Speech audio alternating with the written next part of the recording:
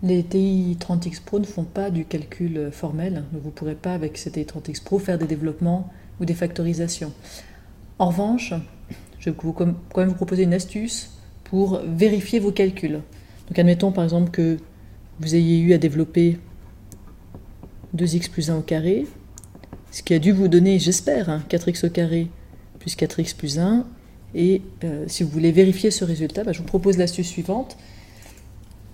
C'est de remarquer que, puisque la partie de gauche doit être égale à la partie de droite, si je fais la partie de gauche, alors je la mets entre crochets, c'est important, moins la partie de droite, et je mets bien des parenthèses partout, eh bien je dois trouver 0. Et je dois trouver 0 quel que soit x.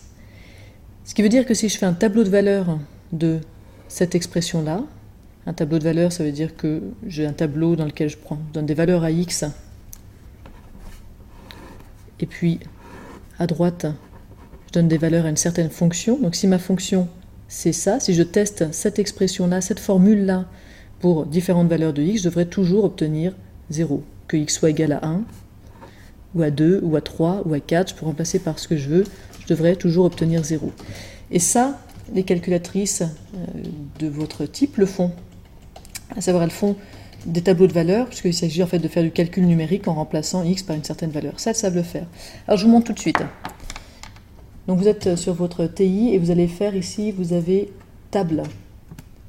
Quand vous appuyez sur table, vous avez, si vous mettez le 1, vous aurez directement accès à f, comme ça. Mais nous, ce qu'on veut, c'est d'abord éditer la fonction.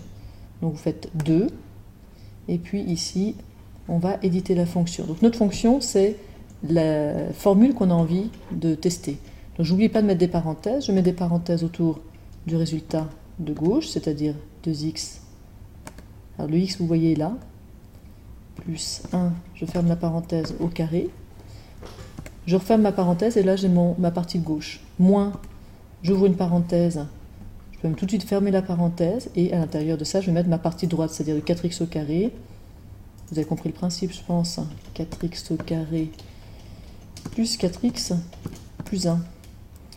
Entrée, ça c'est pour valider que la formule que je vais tester c'est ça, et je vais dire que je veux partir par exemple de moins 10, donc start, c'est à combien va partir mon tableau de valeurs, c'est-à-dire à partir de quelle valeur ici je vais écrire.